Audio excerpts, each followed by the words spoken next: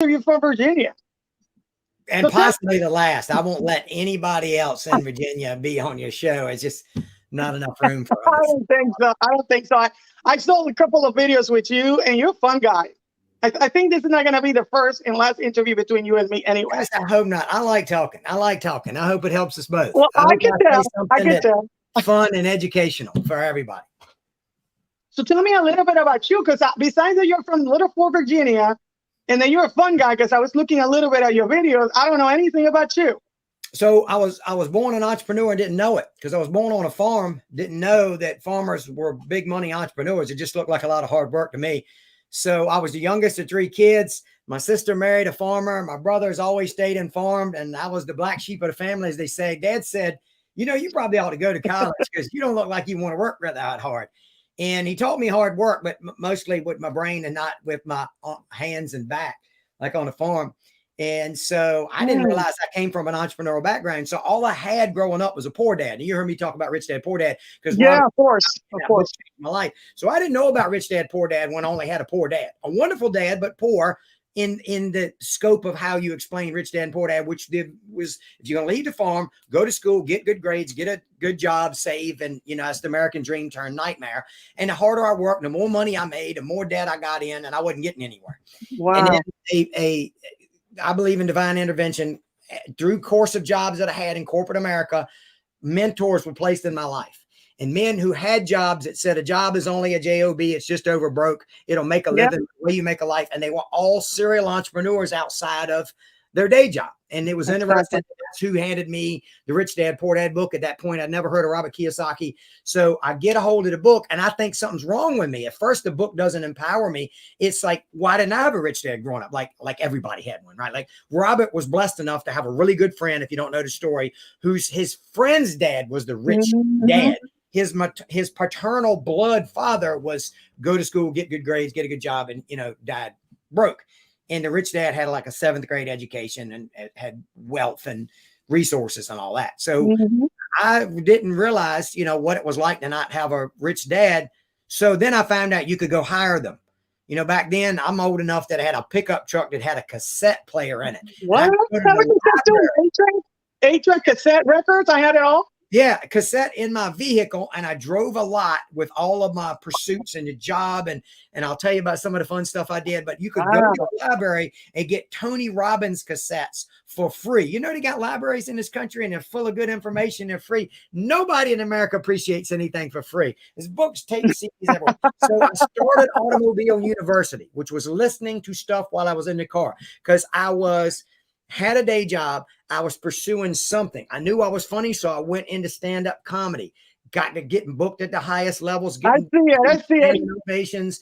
I became an auctioneer. If you think I can talk fast, I didn't start talking fast because I'm an auctioneer. I became an auctioneer because I can talk fast. I love marketing. I love sales. And then I realized, you know, comedy requires you to be there. I'm old enough. I didn't even have MySpace back then. We were sending VHS tapes to booking agents. So I couldn't leverage myself on TikTok or Facebook or YouTube. We had to show up to clubs. There was no leverage in that. I wasn't being like a rich dad taught me. Being an auctioneer, unless I hired a bunch of people, I could only be at one place at one time selling stuff. And once Al Gore invented the internet, that's a joke. We can worry about that. I know. Once I was exposed to the internet and internet marketing, I was all in. I was like, I've got to leverage the power of the internet so I can sell, I can duplicate myself. And meanwhile, I had left corporate America and I got an engineering degree. That's what I got in school. And man, engineers are great.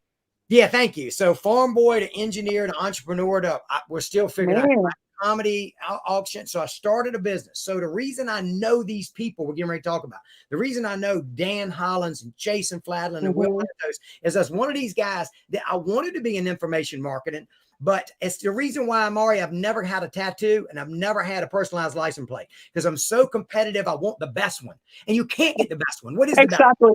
Oh my God. The reason why anybody has one tattoo has 20 because they got one, they thought it was the best, and they saw their buddies and that was better. And they're like, I got a skull, but his skull has a snake on it. So then they had to go get another one. And you want another one. So when I got looking at information products, Oh my God. I couldn't market me because I wanted to be the best, and I knew I wasn't best yet, and had imposter syndrome, and I'm just a farm boy and just an engineer. You know, all those labels we put on ourselves, limiting beliefs. I hadn't gone through this thousands of dollars spent on mindset shifts yet. So I said, but what if I could just make money with Amazon FBA, build brands I ain't the face of, and on how to be an imposter? And I did that, and that worked. And I gave people like Dan Hollins and Jason Fladlin and Will Matos a lot of money to buy their information because they had figured stuff out. I did learn from Rich Dad that don't make mistakes yourself, that you can learn from someone else's mistakes. Someone who spent years, tears and blood and sweat and time and money and energy figuring stuff out, you buy their information. See, we have the ability to hire our rich dads. We can go get in any inner circle we want to, as long as we got enough money and we can, you know, exchange value. Either if you want to show up for free, you got to have a lot of value. I found out very quickly that the more money you have, the less you need, because you have a way to provide. Here's what I mean by that. If you've ever watched Price is Right, at the end of the Price is Right, Vanna White and Pat Sajak never bought outfits. They didn't have to. Somebody would give it to them. So at the end of the show, they could say, hey, we provided these outfits. So the more money you got, the less you need, because people will pay you to wear their clothes. Or people to pay for their clothes, rich people. So I knew I wanted the freedom. I was a libertarian. I was born on a farm. Farm is a great life, but not a good living. I wanted to be financially secure so I could help people farm for fun, not necessarily for profit, because it don't always work out that way. You can't control the ring. There's a lot you can't control. So I did very well on Amazon. And when I gave these people I just named some money, I made a lot more money. And I'm a businessman. I like return on investment. If I give you 3 figures, I ought to make 4 or more. If I give you 4, I ought to make 5. If I give you 5, I ought to make 6. And I went up that value ladder chain with these gentlemen I'm talking about, Dan, Jason, Will. Wow. So that's a little bit of my story. So I've started a lot of businesses. I've sold information online. I've sold physical products online. I love marketing. I love sales. I've done comedy. I've done entertainment. I've spoke on stages as an expert. I've been on podcasts. And so I've got, you know, a lot of things that I do. But for the longest time, I lived in all these different worlds. I didn't want to confuse my engineering clients by them finding out as a comedian. And I didn't want to confuse the comedy bookers by finding out I was an online artist. So I've lived all these bifurcated lives. And I was lacking some authenticity because I wasn't trying to be a chameleon. I wasn't trying to be. So it's helped me to focus. And what we're here to talk about is something that has helped me focus, which is not just where you and I met inside of Affiliate Triad, now known as Rapid Crush Insider, but mainly the plan and crypto and what I think we're most excited to come together and talk about. You and I have a lot in common. But what we most have in common is our excitement and love of the plan, not because of just what it's done for you and I, but what it's done for so many other people we've been able to help. Definitely. And would you say, since you say all the stuff that you've done, oh my God, would you say, because my motto, you know what's my motto? Work smart, not hard. Yeah, I was working hard. Like I said, when I was younger and could do it, when I was chasing comedy, I had a day job. I had a radius that I could book. I could work not just weekends, but I'd work weeknights. And I had a radius that I could drive so far, do a gig, drive home in time to eat breakfast, take a shower, and go back to work without ever touching my bed. And sometimes I wouldn't do that. I would do that multiple nights in a row. Now, I'm 50 years old. I had to do that in my 20s. I don't recommend that in your 50s. So I know what it's like to hustle. And I'm on a personal mission to get people to quit hustling. I don't mean work hard, but there's too much hustling going on. Look up the word hustle implies it's a scam. I'm tired of people calling everything scams because there's so many scams out there. We need authenticity. And it's like, why not work smarter rather than harder and quit sounding like you're hustling? So anyway. Definitely. And we're in a time that, like you mentioned all this stuff because we already dated ourselves. I'm going to be 47 in October 21st, if you were wondering. I'm Generation X, and I bet you're kind of like my age too. It's that our parents told us we have to work to be able to work safe and work 30, 40 years so that we can retire, and then we can actually travel and enjoy the world. And that didn't work for my grandpa. No. He was military 30 years, worked with American 30 years. And then when he was about to retire, he ended up getting colon cancer. And 6 months later, he's dead.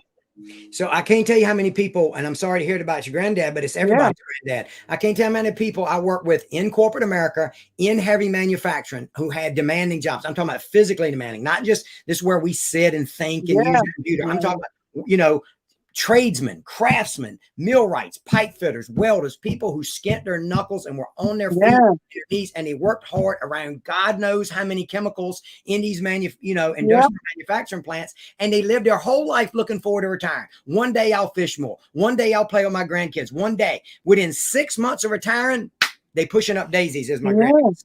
They will it's just that basically we work ourselves to the grave in this country, because we want something better than where we came from. I mean, like I said, my story is I left Puerto Rico and all my family behind, which is not easy, right? So that I can give my family a better life and a better future, present, future. And I'm thinking and learning that you can actually make money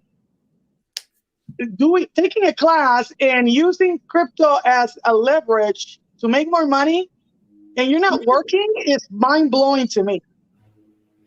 Yeah, I've drunk so much Kool-Aid of all the programs that I've bought, and I know that Rich Dad taught about the cash flow quadrants. Yes. To be somebody was just teaching the other day, the highest taxed people are what we call the engine of the economy. We claim, love to say in this country, in the United States of America, that the backbone of economy is small business owners, not the big businesses, not the employees, the small business owner, and yet he's the one that everything is riding on the back of, he or she, because he or she is the highest tax, the small business owners. You will starve to death if you don't scale. The reason there's so many people that promote themselves, growth implies linear, like as something grows, but scale is where you 10x, where you go to 100x, where you actually go to another bracket. There's few and far between people that can actually scale, but if you don't, something comes along and runs you over. There's always change. There's always this loss of momentum. Something's going to shift in the marketplace. You almost have a responsibility to scale, because growth will fail. And playing stagnant is worse. The only thing worse than growth, consistent growth, is stagnation.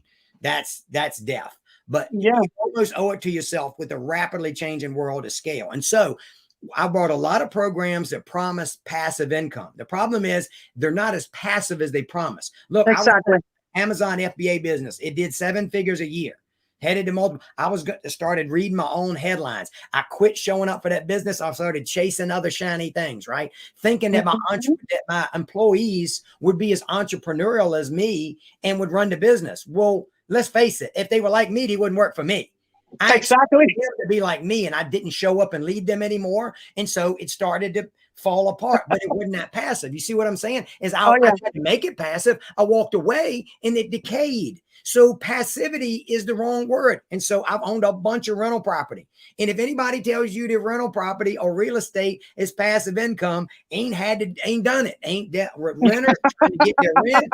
They ain't dealt with leaking roofs and leaking toilets. And renters will invent ways to tear things up that you didn't. It's funny because Kiyosaki says real estate is one of the ways that the rich make more money, but at the same time, you have to deal with the dilapidated properties. Well, maybe people invading your place. You know, people that what do you call those people? Squat in my property. The police wouldn't even go up there and get them out. No, because when I was getting started, you got to buy cheap houses in the bad neighborhoods, and one day the neighborhood will be better. And you know what? The value of those never go up. The value of those, if anything, goes down or stays the same. And the only way you make money on that type of real estate is if you cash flow. And here's the two enemies of cash flow in real estate: vacancy and maintenance. And they happen at the same time. Some knucklehead tears your place up and moves out. And sometimes your margins on real estate is about 3 months rent. And now somebody moves out. By the time you evict them, get it fixed up and get a tenant back, sign a lease and back in there, your entire year's profit's done, just like that. So if you listen to Grant Cardone, he'll tell you the truth. The whole truth is he bought one single family detached home one time when he got started, made money for 3 months, and the lady moved out. It's a liability. He says houses are a liability. He said that. He doesn't buy houses, he rents them. he then researched big deals for the next 2 to 3 years. And his next deal was a multi-unit apartment building in San Diego. He's done nothing but multi-unit apartment buildings. So in a way, he started out at scale. You see what I'm saying? It's hard to scale from a bunch of single family detached. Now, I drank the Kool-Aid. I read the Kiyosaki books that said 4 greenhouses, red hotel, 4 greenhouses, red hotel. It's hard to upgrade 4 dinky greenhouses into something as nice as a red hotel. In other words, the 4 houses had to be worth the equivalent of the hotel to be able to make that trade in monopoly. The problem is when your 4 green houses ain't worth 1 decent house. You need 4 decent houses to equal 1 or a multi-family dwelling. So Stephen, so what about using then the crypto bots, as if it were real estate without having tenants, without the hustle, without having to keep anything, without worrying about depreciation, appreciation, vacancy or whatever? Yeah, that's where was mind blowing. Everybody thinks I'm crazy because I'm shutting down all my other business. I've never focused my whole life. That was my whole story, was if I can do this, you can do this. The way this has liberated me is, number one, it's truly passive income. It is set it and forget it. I needed that because one of my mentors taught me the very thing that makes you good as an entrepreneur, which is being aggressive, charging after stuff, will kill you as an investor. If you study the greatest investor of our times, Warren Buffett, he said no more than he said yes. I've said yes way more than I've said no. I chase too many things. If you understand, you've got to be focused. You've got to limit yourself. The reason Warren Buffett didn't get caught in the dot-com bubble is because he didn't invest in any of it. He didn't understand tech, so he didn't invest in it. He invested in things like bubble gum and Coca-Cola because he didn't come and drink. So anyway, the stock market. I have needed a way to focus, and I focused on crypto in general and grid trading bots. And this is why, and I know we use buzzwords. It's funny. I was telling somebody the other day, because this is what I do. This is what I talk about because I'm so excited about it. And yes, I'm an excited person and I'm always promoting something, but this is what I'm going to focus on talking to people about because I believe it is the greatest opportunity, not just in our lifetime, but any lifetime. We'll get to that in a minute. And that sounds like a tall tale, but I'll try to back it up. But it gives me the ability to focus because, again, my emotion, my competitive nature, a lot of things that make me a bad investor, the plan of using grid, it's software, so it's automated. I can't hardly mess it up. It's rules-based.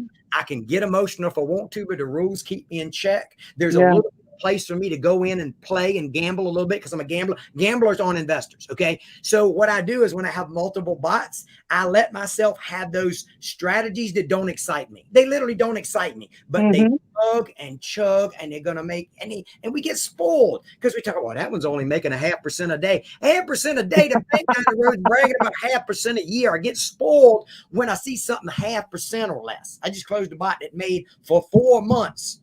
Every day, all day, like the little energy could, made 1/3% a day. That's 1% every 3 days. That's 10% a month. Wow. That'll make you rich. I shut that down. So I've got that bottom tier strategy, my foundation, just always plugging and chugging and making me money. Then I got that mid tier where I'm looking for a little more cash flow, maybe a little more risk, but a little more upside. I'm looking more for that 3/4, that 1.5, that 2% a day. Or maybe several months, not just a few days. And then I let myself have 1 or 2 bots that are just crazy, that'll just make you lose sleep at night, because that's I gotta have that to scratch my itch. I got the ones that, like the other day, because I'm always looking, I'm always running as many test bots. I got a bunch of accounts with a bunch of test bots in them, and I'm looking and I find a test bot, Maury, that does 25% return in the first 24 hours. No, I did. I was scared, and I said, I ought to put real money in that. But I know the smartest thing to do in this is to do nothing. We always test with demo. And I'm going to just wait and see what it does. And it dampened. And this is what I call a tuning fork. I apologize if this don't relate as an engineer. If you understand what a tuning fork does, when you whack it, and it first starts with all that vibration, right? Over time, it don't keep doing that. It slows down until it stops, right? Well, that's what stuff happens in crypto and these coin pairs. Something whacked that coin pair. I don't know what, but it went nuts. And then I watched it and I trended it over time and it dampened. Now, it's been a steady winner. So here's why I would put real money in that, because it never lost money. It was a good, solid winner after that. And if it did it before, it might do it again. Now, here's why I caution people against any other way to invest in crypto other than the plan, because most things brag about some coin, some long-term strategy. You're going to hold it forever. And I believe in that. I believe in 10 years, Bitcoin will be worth $1 gazillion. And here's why.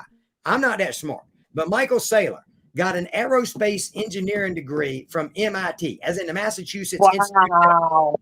And he owns a multi-billion-dollar company that's 100% of its treasury is in Bitcoin. His company, his publicly traded company, owns $5 billion worth of Bitcoin.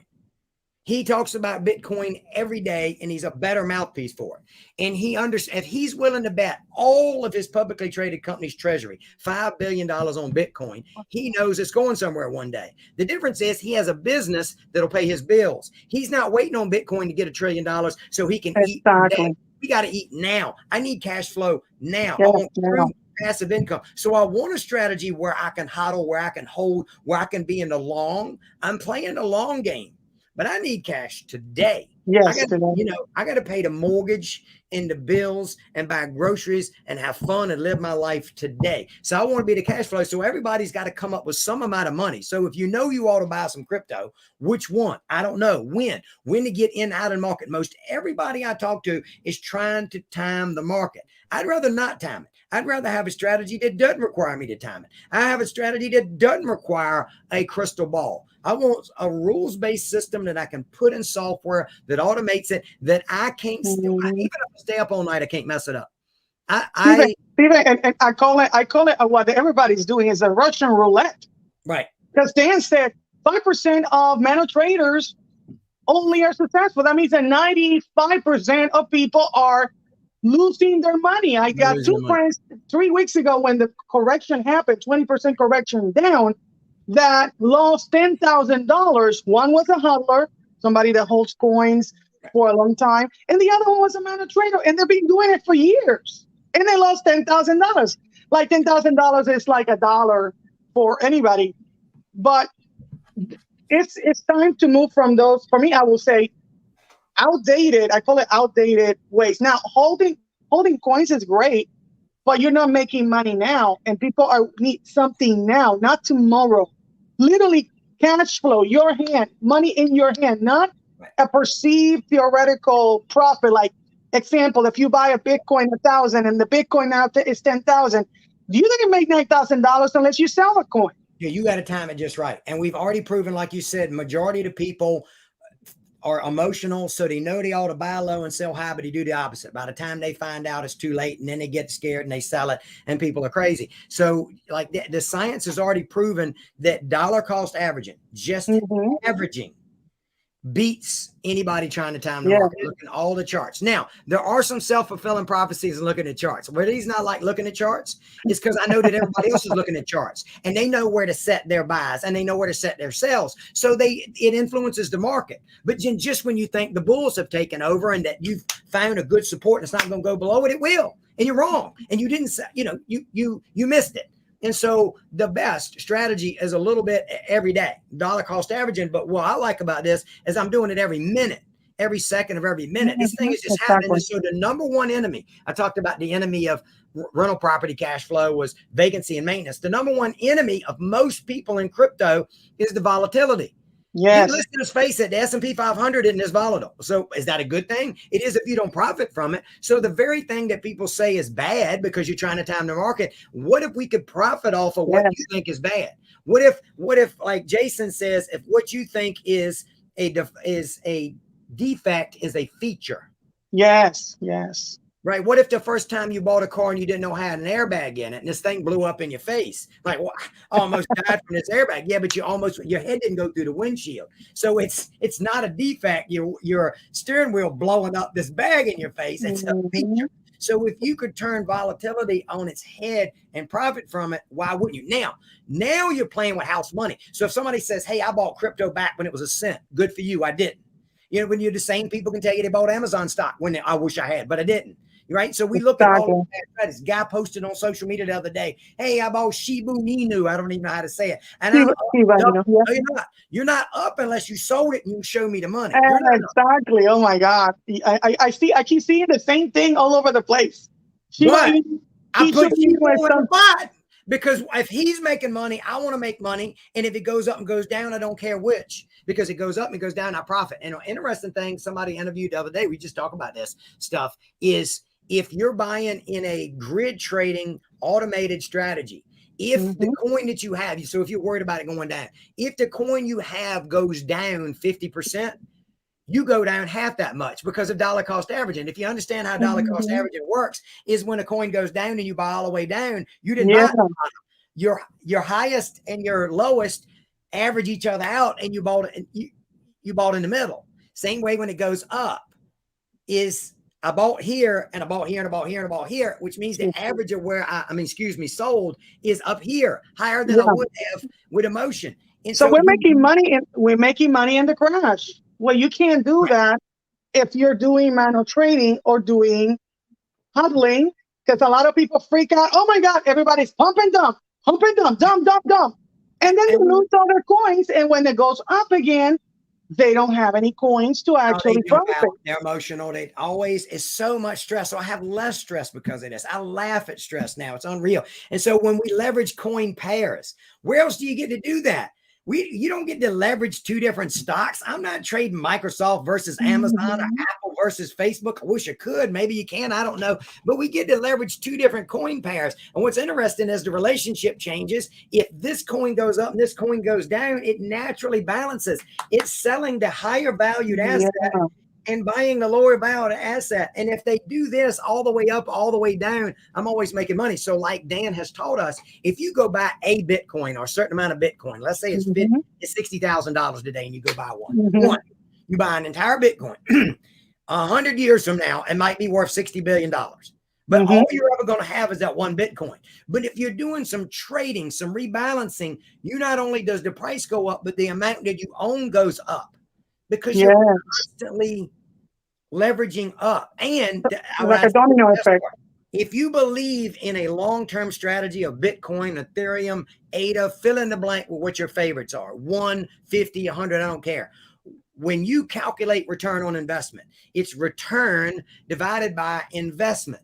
If your investment is zero, meaning none of your money, then the return is infinite. And that's how the wealthy play the game. They don't bet their money. I saw a very good Facebook post the other day by a very wealthy person who was asking people to invest in his business. Somebody said, if it's so good, why don't he invest in it? I said, you don't understand how capitalism works. He makes more money if he puts up less of his, and it don't make me any. That's childish. Why do we have a stock market? Why do we have an opportunity to invest in what other people are doing? Do you think I'm a software engineer? Nope. Do you think I don't even know how to spell blockchain, much less what it does or how it does? I don't know how my TV works. Not every engineer knows everything. One time I was buying a rental property and I hired a home inspector. And he's like, well, you're an engineer. Why don't you crawl under the house? I ain't what kind of engineering I went to school for, bro. Oh, my God. You crawl under the house because I make more money an hour than you do a day. It's in my interest to pay you to crawl under the house. That's what you do. So every engineer don't know everything. So I'm certainly no MIT grad and didn't get an aerospace engineering degree. So I understand what the blockchain does, but I don't have to understand it at an infinite level. I have a question, Steven. Yes, ma'am. So, what would you tell? Because I go TikTok, I go a bunch of places, and people are like, well, I can do this without taking the plan. I can go into a 3 comma. I can go to BitsGap and start making money. And I tell them you're going to lose money because you don't have a plan. Right. What is your answer to that question? So it's easy. So it ain't this. Pretend we're not talking about this. Because see, it's funny when we look at the national debt. We make it complicated because there's so many zeros we can't relate to a trillion. If you relate it to your homes, if you relate it to your homes, and then I'll get back to the question. If somebody says, "Oh no, we got to vote to debt ceiling," and I was like, "What if you have no income and you have a credit card and a mortgage? Will they let you pay your credit card or your mortgage with your credit card?" No, they won't. And if you could figure out how to do it, what happens when you hit your limit? You can't pay your mortgage anymore. So what do? Arbitrarily vote up your own credit card limit? You can't do that. And yet the government does. So if you take the zeros out, so let's take the plan and how to do this alone. I didn't go figure out how to sell 7, figures of stuff on Amazon every year by myself. I paid for training. No, do you think anybody's ever opened a McDonald's and said, no, I don't want a training. I don't want a franchise. Why are franchises so successful? Because it's not the chicken sandwich at Chick-fil-A. It's not the burger at McDonald's. It's the system. It's the plan. It's the you can't mess this up. You open it this time. You close it this time. You cook the fries this way. All the food comes from the same place. You know, if I go to anywhere in the world and get a McDonald's French fry, it tastes the same because if you're in Dubai, the potatoes weren't grown in Dubai. They don't grow anything. The potatoes all come from the same place. Yes. Cut the same, season the same. Definitely. That's a system, right? So poor people, and we're talking mentality, not necessarily your bank account, but poor people are looking to do it themselves. Rich people, as Rich Dad would say, poor people look for work. Rich people build networks. You're networking with a group of people who have crawled, walked, and ran.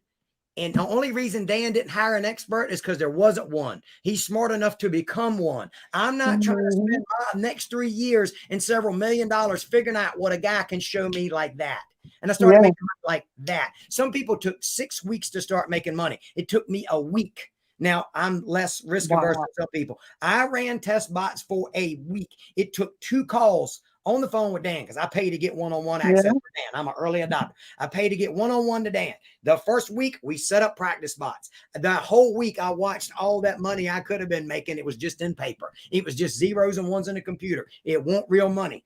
The next week, we put money in bots. 1 week. I've interviewed people that took 6 weeks of watching fake money pass them by. So what I figured out is, what else in life have you ever figured out you didn't need help or a plan with? Where else are they going to be successful? So I've got the people who I showed the plan to who went, no, I think I can do this myself. I'll get a free this and a free that, and about eat them alive. They couldn't figure out how to get fiat onboarded into an exchange. They didn't know what an exchange was. They didn't have the sending money to another money. If you don't know what you're doing, you're going to lose your money. How many people have lost your money just doing that transaction? I found this software that's free. I ain't going to use the one y'all use because they charge money. Yeah. You know, free. You know what you get when you get free. Free is not free. Free is never free. And that's because they take fees. So you know how when we trade, all we do is pay our software company a little bit of money every month, and they don't care if we do 1 or 1 million transactions. The exchange make the money. This is their hustle. They're taking they're taking fees. Not monthly fees. They're taking exchange fees on top of the exchange fees. Yeah. So some places they charge you 25% to 10% to 25% to actually of your income that you made using the bots because it's free.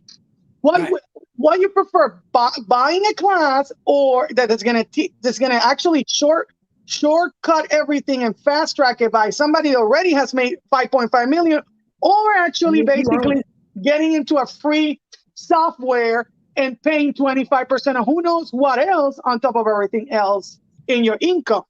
And when you buy that training, you own it forever. Like if he ever comes out and discovers new stuff, you're a lifetime member. You're in a community. So it's not just one guy. You're not buying it in one guy. There's literally thousands of people like you and I that not only have had success, but have helped others get success. It's unbelievable how good this is working. So people have been, I get there's some scams, but more times than not, we use that word, we don't know what we're talking about. Like I said, in the beginning of this, before you and I went live, I talked about, or maybe it was when we got live, is maybe we shouldn't use the word hustle quite so much because of the connotation of, scam. People go, I think this is a scam. Be very afraid of using that word too soon, because what you're saying is scam means it's illegal, immoral, unethical. And so if you're telling me I'm involved in a scam, here's what you're actually saying. You are calling into question my integrity and my intelligence. Oh my God. I'm either too stupid to know any different, or I know different, and I'm a charlatan and I'm out to take your money.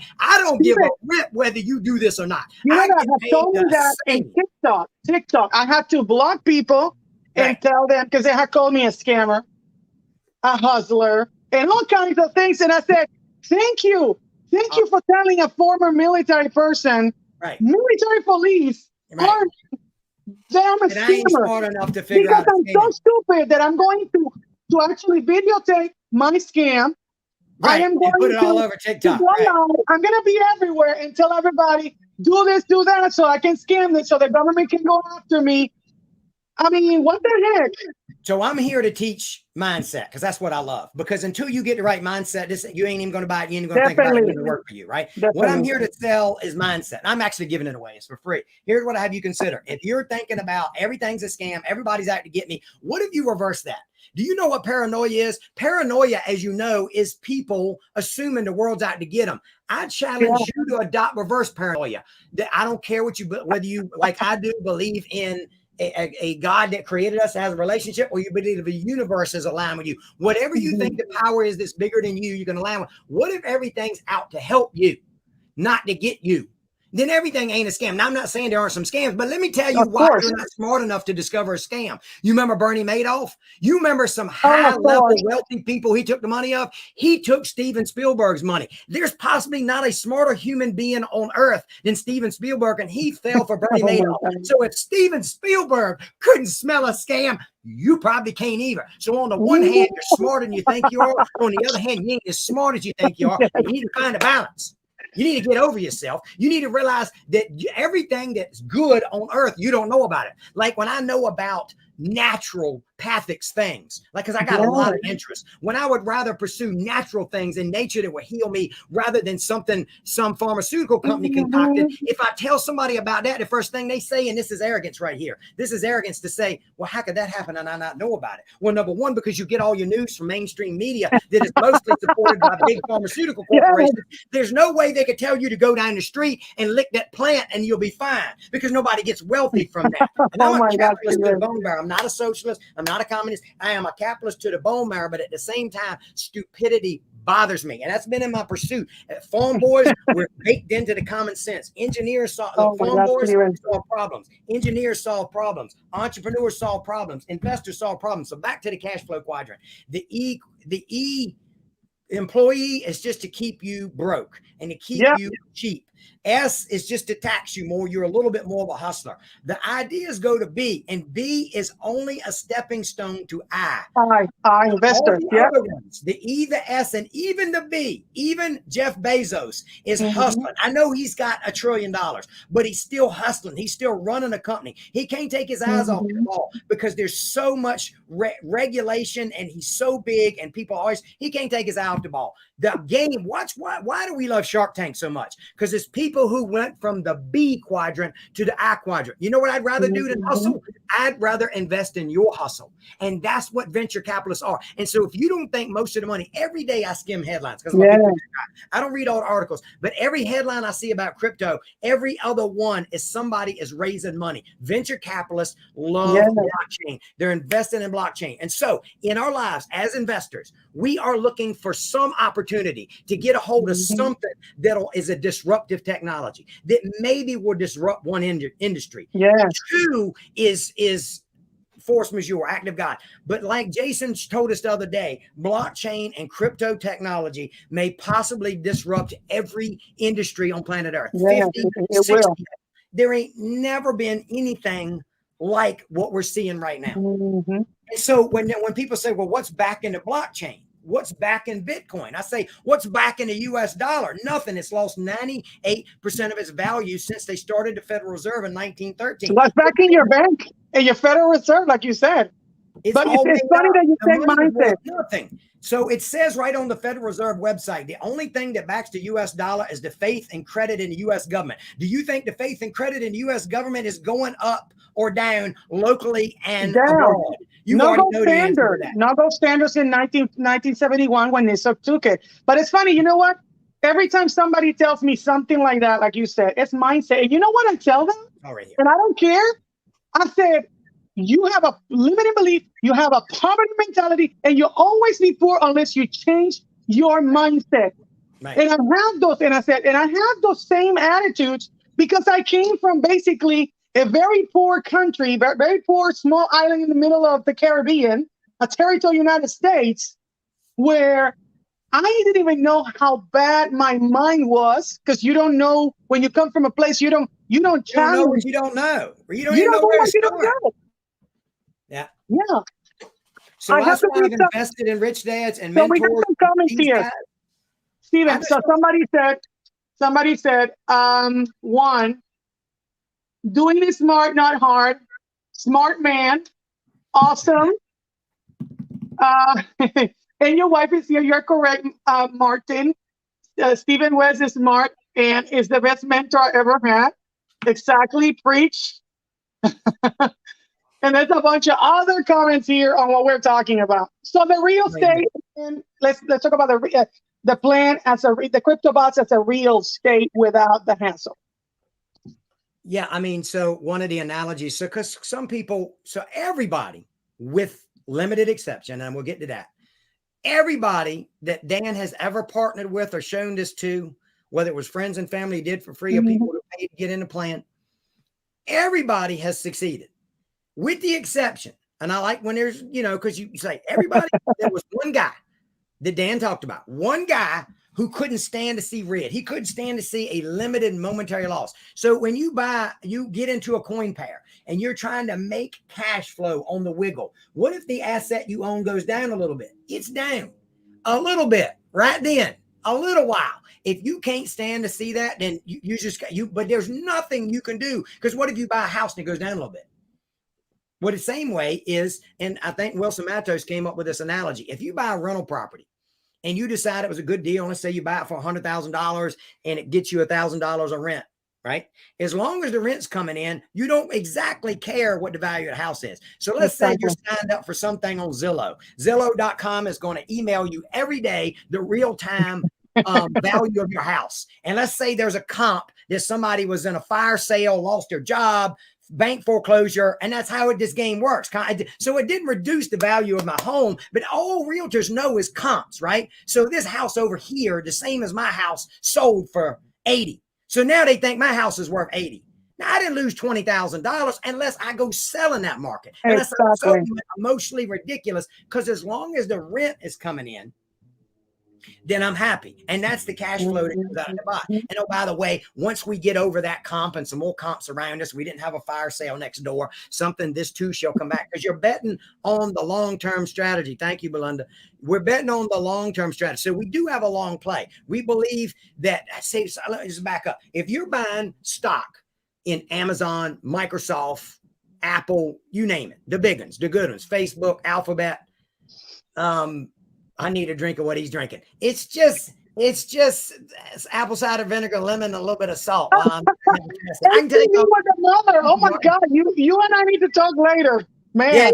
Yeah. So I'm still dealing with. That's why Warren Buffett. And I want to tell you my Warren Buffett story.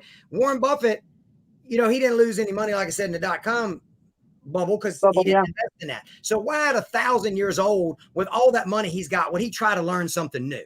Why does he even care what Bitcoin is? So he just would rather badmouth it than learn about it. But the problem is, if the US dollar is dying and he has $35 billion in cash, he don't want to hear the truth. He don't want to hear the truth. Exactly, he doesn't. And so who am I to challenge the smartest investor that's ever been? But this is the Stevenism coming out. He says, who am I to challenge? Who am I to challenge Warren Buffett? But Warren Buffett went on record. You can go online and find a video of Warren Buffett saying out of his mouth that Bitcoin is rat poison. Well, let me spin that he meant that in a bad way. Let me spin that around to it's a good thing. Rat poison is meaningful. It's necessary. You know why? Because I hate rats. Rats distribute disease. They tear stuff up.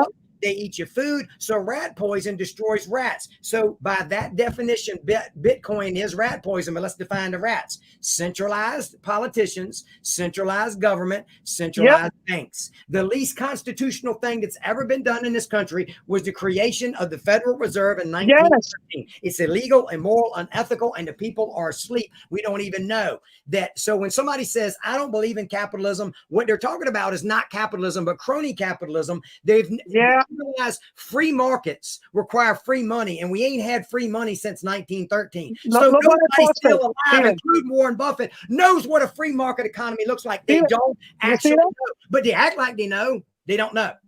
Do you see what I posted? Yeah. In the share, this is our national debt, guys. And it keeps going up. If you don't, I think most people don't even know, most Americans don't even know what the heck our government is doing and how bad it is. This is bad. You're not gonna find this on Netflix. You're not going to find this in McDonald's. No, people just want to be sedated. They want to be numb. That's what I grew up listening to Pink Like Floyd. the Matrix. The They're Pink Floyd song, I living in want to this be comfortably reality. numb. I want to be comfortably numb. So look, Warren Buffett's a smart guy, but when he calls it rat poison, I say good. So if you don't remember another thing I said today, because I said a lot and I said it fast, bear with me. I'm excited. Now, I like to tell people, hey, I'm just getting to know you. One day I'll come out of my shell. And they went, holy cow, if this is a shell, I don't want to see you come out. You might kill some people. But if Warren Buffett calls it rat poison, I'd say good, because the rats need killing. And the rats are the fat cat central bankers. I don't say fat cat because I'm a socialist and communist. I told you I'm a capitalist to the bone marrow, but I want real, true free market capitalism. Yes. That has not been seen since 1913 because we ain't had real money. We've had a money that can be printed to death. Money, by the way, it ain't even money. The US dollar is not money. It's currency. Money is paper. It's paper. A store of value. The currency has lost 98% of its purchasing power since 1913. There is no store of value in that. Bitcoin is a store of value. Yes. So to finish the thought I started earlier, if you could have bought Amazon stock, if you could have bought Microsoft stock, the problem is, what if Amazon was smart enough, and they're doing it now, they're creating their token now. What if Amazon had said, we're going to sell you shares in our company, we're going to do it in our own currency. Call it crypto if you want to. So if you listen to what I'm saying, it's solving. What if you could profit from investing in disruptive technologies that are going to change the world? And here's what I mean. You don't. I'm extremely I'm white and right wing. I was a Freudian slip, but it's true. I'm white and right wing, Christian conservative, all that stuff that the media hates. But I can shoot you straight. Taking care of people is important. Okay. And let me tell you what I mean by that. As soon as El Salvador adopted Bitcoin as legal tender, it cost Western Union, a big bank, $400 million, not 1 year, every year. But it didn't just take $400 million away from wealthy people. I'm not Robin Hood. Let the wealthy make what the wealthy make, but don't rob it from the poor. When you take $400 million out of Western Union's pocket, you put it in the pockets of the poor people in El Salvador. El Salvador is like Mexico. A lot of its money that it generates is sent by expatriates who work abroad, El Salvadorians, sending money to their poor relatives, and they used to have to give up 400 million of that. Now it's making it in the hands of the people. I don't know what's going to get your attention, but we're talking about a scam. It's the least scammy thing I've ever seen in my life. And you got to figure out how to get in on crypto and on Bitcoin and on this movement, because the world's going to pass you by. It's just, it already is. And so it's already, but not yet. It's already matured enough that you haven't missed the boat, but you don't have too much longer. Exactly. And the reason I put this here, Stephen, is because our Congress have been fighting about the U.S. debt default, and they just extended it until December. There was going to be, if they don't fix this, because we got one person, one party putting this way and the other party pulling the other way, all the ones that are going to actually suffer isn't us down here in the bottom. You can't do this to infinity. This is not sustainable over a long time. You know how I know that? This is called a fiat currency. It means it's made up out of thin air, like I already told you. Every fiat currency in the history of money, in the history of humanity, I've studied monetary policy in history. There have been thousands of fiat currencies prior to this one, and they've all failed. 100% have failed. And the most arrogant thing is when people say, well, not this time. No, we're smarter this time. No, you're not. If anything, we're dumber than we were. So we're not getting smarter. We're not getting smarter. We're going to kick this. And so we're just saying of kick the can down the road. The problem is the can don't get no bigger. This ain't a can we're kicking down the road. This is a snowball. This is going to eventually build enough mass to crush. It will crumble under its own weight. Did you know that we just talked about on August 15th, we celebrated 50 years. It was 2 months after I turned 50. The Nixon taking us off the gold standard. Turned 50, August 15th of this year. That was horrible. The most horrible thing he did. But he had to. What I didn't know was that he had to. Everybody realized that we had generated more claim checks for gold than there was gold, which is fraud. The United States government had created fraud. We gave more. Now that's all a dollar used to be. Even when it was on a gold standard, you can exchange this $20 bill for a $20 gold coin. Okay. The problem was nobody was checking on how much gold it was. So they could just keep printing money. Keep printing the fake money. It wasn't money, currency. When when other countries figured out what we were doing, and it started with France. France started somewhere. So we had 2/3 of the world's gold, the United States of America, Yeah, we did. World War II. Then he had the Bretton Woods meeting in 1944 to put us on this, where everything was pegged to the US dollar. It was the world reserve currency. And in 1971 or late 60s, countries started repatriating their gold. And they knew that there was more paper than there was gold. So if Nixon hadn't stopped, we'd have run out of gold. It'd have been a bank run on the gold. And the entire global financial system would have collapsed. Now, this is how you know the U.S. was a bully. Because if you gave me a piece of paper and told me I could exchange that paper for a piece of gold, and then you tell me, no, we ain't going to do that no more. If that didn't start World War III, it's because they were scared of us. Because we basically told the other countries, so France got some, Germany got some countries got some, and then we figured out, holy cow, there's a bank run on the gold. I bet most people didn't know that. If he hadn't stopped it, it would have imploded. And the fact that we didn't go to war says the world was scared of us. Because you know, being a superpower, on the premier superpower, and somebody says, see this thing here and entitles me to get my gold. I was wondering if I could just trade. It's kind of like if you went to a fancy place and there was a valet, you know, that parks your car, and you hand you a little ticket. And when you come back, you hand him the ticket and go, we don't know where that car is. We sold that car. I think somebody stole the car. Bad luck. You know, I had to get an Uber home. You'd be like, oh, no problem. This stuff happens. No, this don't happen. You go nuts. You flip over the valet table. You smack some people upside the head. Somebody going somewhere and find me my car. You know what's that, Stephen? What? That a lot of people are depending on the government. Medicaid, Medicare, Social Security, all this stuff, it's on borrowed time. It's a matter before all of it crumbles. And then the people that are in need are going to be left SOL without nothing. And this is the reason why we're talking about crypto and doing something that is going to take over for when that happens and you have a backup plan. So I got I got to be on another call to talk about the same thing. I hope I still got it. I will. I'll be talking about this all day. Is what I do. So in 5 minutes, I'm going to wrap this up. What's interesting is not just that 28, almost 29 trillion in debt that we actually owe. It's over 100 trillion in unfunded liabilities. That's what we owe. But what we're going to owe, because we promised people some of the stuff you said, Social Security, Medicare, Medicaid, all those social programs that we built this national debt on, we're making the country better. No, we're not. We're breaking it.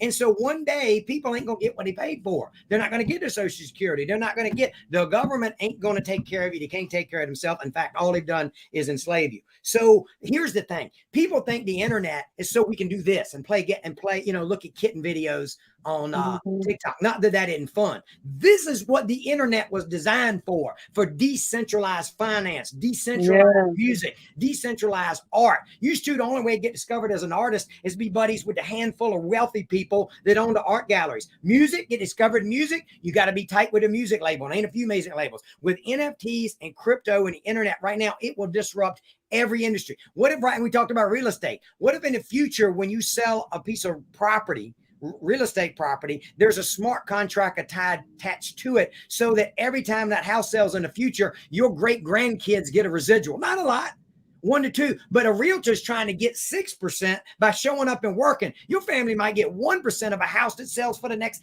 1,000 years. It is so much of a game changer. I don't have the time to talk about it. You would think I'm tired, but I'm not. I'm getting ready to do this again in like 3 minutes. So any final thoughts? I mean, I hope your audience got something out of this. I appreciate y'all's good comments. Yeah, I got a lot of comments. So what would you tell them before we leave? Your last piece of advice, if they're not in crypto world and if they're not having taken the plan when we open in the next couple of months. So I got recently twice, because they messed up the audio. I got interviewed twice by the award-winning director of The Secret. If you've heard of that book and that movie, it was the best-selling DVD in 2006. Yeah. Dan Hollins, the genius behind the plan, was the genius marketer that blew that out and got it on Oprah and all over the place. So I got interviewed recently by the director of The Secret to talk about this very thing, the plan. And he asked me a question I want to wrap up with. How can you lose money in crypto? I said, the number one way is not to get involved at all. And that's called lost opportunity. You say, well, if I don't buy any of it, I can't lose any money. It's lost opportunity. And it's not completely true, because if you stay in the US dollar, it will go to zero. It will fail. You will have nothing. They will evaporate what little bit you have on earth. Okay. So not getting in something that is a hedge against inflation will cost you money. Now, once you invest in crypto, trying to speculate, trying to day trade, trying to time the market, trying to listen to morons on the internet tell you what to buy and when. No, it's not those. So if you get on there, and I was looking at crypto geniuses on TikTok today, because it's what I do. And some smart person makes some recommendations, and some moron in the comments goes, Go buy it. Sell all your ETH and get Doge. Sell all your Doge and get Bitcoin. Sell all your Bitcoin. Everybody knows everything, and they know very little. And so that's what I'd have you consider is you need to find this balance between thinking too much of your intelligence or thinking you're not capable. It's one extreme or the other. You either think you're smarter than Bernie Madoff, Steven Spielberg, who got took by Bernie Madoff, and you can just smell a scam from anywhere. The number one way to lose is to do nothing. The next way is to not partner with somebody who's been there, done that, and got the overwhelming track record to prove it. I'll leave you with that thought. You see? Wow, man, that was and if you get in the plan, doing nothing will make you money. I have to end up with that. Let's do this again. Believe it or not, we talked about an hour. Oh my God, that was amazing. We might end up with a TV show. We might end up with a reality show. Oh my God, that was on fire. And I can tell you ADHD too. I have to like just simmer down a little bit. Yeah, I'm gonna bring the energy. You don't have to wonder like, oh, I got to get up for it today. I'm gonna have to show up because Steven's got. No, if I'm coming, you can just kind of take a nap. Let me run the show. All right, I gotta go get on this other 1 o'clock. I gotta go. Love y'all. Meet it. Peace out. So let's go back. Let's say goodbye to everybody, guys. Thank you so much, and all the comments, man. And we're gonna have you. Definitely, we're gonna have you like sooner than later, and we're gonna talk about also affiliate marketing because we both affiliate marketing here. We're making. We like making money every other way. Talk about affiliate marketing. Game change. Yes. So thank you guys. This is Maricruz. And if you're new, subscribe. Follow this guy, man. He's in Facebook. And we're going to do this again. This is Maricruz, bridging the gap between the rich and the poor. Coming from the great state of Texas. Take care. Bye. And the great state of Virginia. Woo. Bicycle. Right.